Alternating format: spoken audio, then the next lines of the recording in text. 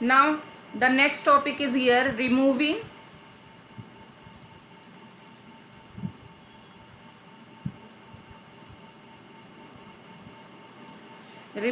ambiguity. If any problem having the ambiguity problem, then how to remove this ambiguity? Because अगर ambiguity किसी problem में present है तो इससे ये क्लियर नहीं होता है कि हमें एक पर्टिकुलर स्ट्रिंग के लिए कौन सा पार्स ट्री जो हमने डिज़ाइन किया उसे फॉलो करना चाहिए. तो ये बड़ा कंफ्यूजिंग हो जाता है कि for a single string which parse tree is feasible to justify the answer if the ambiguity is present in the problem. Then how we can remove that? There is a no fixed problem. I mean यहाँ पर कोई fix algorithm नहीं है to remove the ambiguity कि मैं आपको बोलूँ आप ये एल्गोरिथम लगा लीजिए और इससे आपको पता चल जाएगा कि एम्बिग्यूटी रिमूव हो जाएगी. इसमें हर क्वेश्चन के लिए थोड़ा अलग अलग मैथमेटिक लॉजिक लगता है. कहीं पे कुछ कॉमन लॉजिक्स लगा के हम यहाँ पर उस क्वेश्चन के अकॉर्डिंग हम यहाँ पे सॉल्व कर लेते हैं कि अगर हमारे पास दो डिफरेंट स्ट्रक्चर आ रहे हैं, एलएमडी का अलग आरएमडी का अलग, तो या एलएमडी के ही दो डिफरेंट स्ट्रक्चर आ रहे हैं और आप कह सकते हैं कि एक पर्टिकुलर स्ट्रिंग के आपने दो डिफरेंट स्ट्रक्चर देखे तो उस पर्टिकुलर स्ट्रिंग के दो डिफरेंट स्ट्रक्चर में से हमें कौन सा स्ट्रक्चर फॉलो करना है वो हमें यहाँ पर देखना है. तो दैट मीन्स हमें किसी एक स्ट्रक्चर को ही फॉलो करना है दो में से एक, तो उसे हम करेंगे कैसे? So you can say here due to ambiguity it is not clear which parts tree is useful for one particular string. It is a very confusing कि which parse tree we have to use out of two parse tree which we have designed for a one particular string. Then there are many ways to remove the ambiguity. There is a no fixed algorithm for this to remove the ambiguity. So now the next, let's take here one example. Then we will understand how to remove the ambiguity. Now again I am going to consider here one question. Consider here grammar is given G equal to EF and terminal elements are here A, B and minus, because I told mathematical symbol is also treated as a terminal symbol. Then P and E. Instead of S यहाँ पर E और F है तो E यहाँ पे starting symbol है. And your production is given here E tends to F minus E oblique E minus F, then F tends to small a, F tends to small b and यहाँ पर F tends to E tends to F B है this.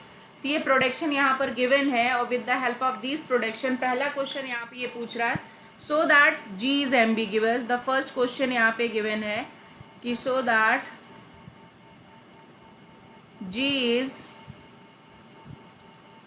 एम्बिगिवस and the second question यहाँ पर है remove the ambiguity if possible of G. कह रहा है remove करना है आपको एम्बिग्यूटी अगर यहाँ पर पॉसिबल है तो लेट्स ट्राई हियर. सबसे पहले हम ये प्रूफ करते हैं कि एम्बिग्यूअस ग्रामर है कि नहीं है. तो यहाँ पर देखिए हमारे पास क्या है E tends to F minus E है और E माइनस F. तो I can take here the string as a here A minus B. अगर मैंने एक स्ट्रिंग ले लिया, अगर मैंने F की जगह A रखा और E की जगह भी आप F रखोगे फिर आ जाएगा B. Either you can put here. तो आपकी एक स्ट्रिंग हमने यहाँ पर A माइनस B ले लिया. Let's prove that A minus B is ambiguous और नॉट. तो यहाँ पर हम देखते हैं तो यहाँ पे जो आपका प्रोडक्शन है वो है E tends to F minus E and E minus F and next यहाँ पर एफ है और F is given here A oblique B. I want, यहाँ पे हमने जो स्ट्रिंग कंसीडर किया वो a माइनस बी लिया है। इस स्ट्रिंग के लिए हमें यहाँ पर एम्बिग्यूटी प्रूफ करनी है। आई मीन देखते हैं, लेट्स टेक कि हमने एक स्ट्रिंग कंसीडर किया a माइनस बी। तो ना यहाँ सबसे पहले हमने e से स्टार्ट किया because the start symbol is given here e। If I am going to take this one f minus E the first example, then यहाँ पर हमने क्या लिया, f की जगह हमने क्या ले सकते हैं a, तो I substituted here a and e को हम यहाँ पे क्या रख सकते हैं f। देन f में हमें b चाहिए तो हमने अब f की जगह क्या रख लेंगे b। तो यहाँ पे हमारे पास एक ये स्ट्रिंग आ गई। अगर हमने यहाँ पर ये वाला ग्रामर लिया e tends to e minus F ले लिया और हम यहाँ पे क्या करेंगे, e की जगह क्या रख सकते हैं f रखा और माइनस f हो गया। फर्स्ट वाले f को हमने यहाँ पर a ले लिया और सेकेंड वाले को हम यहाँ पर b ले लेंगे। तो at a time I told you substitute only one character then it will be b। अब हमने यहाँ पर इसका स्ट्रक्चर बनाया, अगर फर्स्ट वाले को तो हमने क्या लिया, e लिया, e को हमने यहाँ पे सब्सटीट्यूट किया f and this is nothing but the minus. Then again इस e को हमने सब्सटीट्यूट किया f और इस f को हमने लिया a and this f is change into the b। तो this is the structure for this and the second diagram will be for this question. I mean इसके लिए अगर हमने डिज़ाइन किया, e को हमने रखा यहाँ पर e, ये है f एंड मिडिल में माइनस आ गया। इसी को आपने ट्रांसलेट किया f में and f is changed into the a and यहाँ पर हमने इसे b लिया। तो आप देखिए इन दोनों का स्ट्रक्चर डिफरेंट है। That means if I am going to take here a minus b this one, then I am getting this structure. If I am going to this a minus b, then I am getting this structure. So then this is what here, this is called the ambiguous. तो पहला question था prove that the given structure, I mean sorry, given grammar is the ambiguous. तो now this is the ambiguous. ये हमारे पास ambiguous आ गया।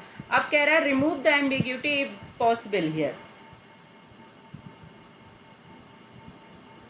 तो ना यहाँ पे अब हमें यहाँ पे ये देखना है कि अगर हम यहाँ पे a माइनस बी, अगर हम यहाँ पे f माइनस ई से भी प्रूफ कर सकते हैं और e माइनस एफ, तो इट इज़ अ यूजलेस कि अगर हम यहाँ पर दो दो प्रोडक्शन ले रहे हैं a माइनस बी को प्रूफ करने के लिए, तो आप इसमें से क्या कर सकते हैं कि जो हमारे पास यूजलेस प्रोडक्शन है, अननेसेसरी हमारे पास एक एक्स्ट्रा प्रोडक्शन है, तो हमें इसे अगर अनएम्बिग्यूअस बनाना है तो हम क्या करें, हमारे पास मैथमेटिकली अगर हम यहाँ पे बॉडमॉस रूल अप्लाई करें तो केवल माइनस सिंबल है, मल्टीपल सिंबल्स है नहीं कि हम बॉडमॉस रूल अप्लाई कर सकते हैं। तो यहाँ पर हमने देखा कि क्या हम किसी प्रोडक्शन को कम करके भी अपना काम कर सकते हैं कि नहीं। तो अभी यहाँ पे देखिए हमारे पास जो प्रोडक्शन गिवन है, अगर हम ये कहें कि अगर हमने इस वाले से ही काम कर लिया a माइनस बी, जब हमें इससे मिल गया, तो what is this, I mean in दोनों में से किसी एक को हम ले सकते हैं, क्योंकि दोनों का होना ज़रूरी नहीं। अगर हमारे पास एक भी प्रोडक्शन अवेलेबल है तो उससे हमारा काम चल रहा है, लेकिन इन दोनों की वजह से अगर ये दोनों अवेलेबल है तो हमारे पास प्रॉब्लम क्या आ रही है, I am getting sometimes this structure sometimes this structure. तो it is a very confusing कि a माइनस बी के लिए हम कौन से स्ट्रक्चर को फॉलो करें। तो यहाँ पर क्या है, जब ऐसा कन्फ्यूज़न हो जाए कि अनक्लियर है कि हम काम नहीं कर सकते, एम्बिग्यूटी को रिमूव करनी है, तो yes in this problem we can remove the ambiguity. तो now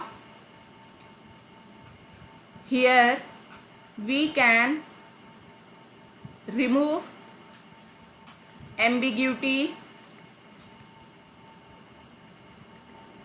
by removing one of production,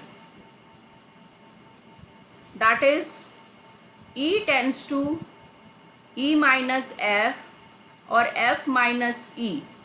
In these two we can use any one. So therefore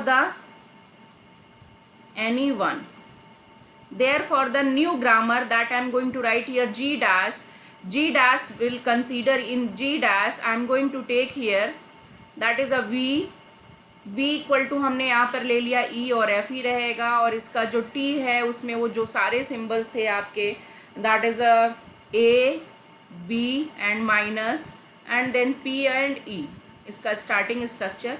केवल प्रोडक्शन में हम चेंज करेंगे, यहाँ पर आ जाएगा आपका जो प्रोडक्शन है, that I am going to take here E tends to इन दोनों में से किसी एक को ले लो, तो I am taking this one, you can take this one also. तो now E minus F, and इसका जो एफ है पहले से ही रहा, उसमें हमने कोई चेंजेस नहीं करा। हमारा प्रॉब्लम है इन दोनों का, क्योंकि ई को जब हमारे पास देखिए starting symbol if having more than 2 option to move from one place to another, हम या तो इस रास्ते से जा सकते हैं या इस रास्ते से, तो हमें क्या करना है, किसी एक को अवॉइड करना, वहाँ पे ब्लॉक करना है। तो हमने क्या किया, इस वाले पाथ को ब्लॉक कर दिया। इसलिए ब्लॉक कर दिया because I want to get only one particular tree for a one particular string, not more than one tree. तो हमने क्या किया, इन दोनों में से किसी एक को एलिमिनेट कर दिया, बाकी एज इट इज रहेगा, उसमें कोई चेंज। तो अब नया प्रोडक्शन में क्या हो जाएगा, E tends to E minus F oblique F, and F tends to जो हमारे पास ए ऑब्लिक बी है वो एज इट इज रहेगा।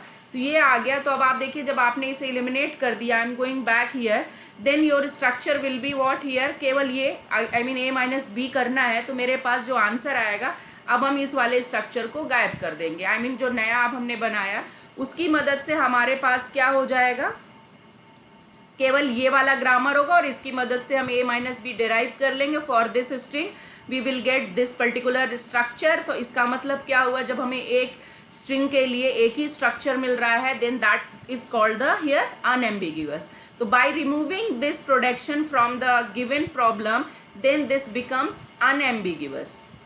अगर हमने एम्बिग्यूटी रिमूव कर दी तो आपका क्या होगा, हर एक स्ट्रिंग के लिए एक ही स्ट्रक्चर मिलेगा, then that concept is called the unambiguous या removal of ambiguity. तो after removal of ambiguity we will get this type of the production. हमें ये देखना कि अगर start symbol having more than one starting production यहाँ पे like this, then we have to remove one production. अगर हमें दोनों ही production से एक ही टाइप की string generate हो रही है तो हम किसी एक को follow कर लें ताकि वो confusion वहाँ से ख़त्म हो जाए। तो this is the concept of unambiguity. I hope you guys understand.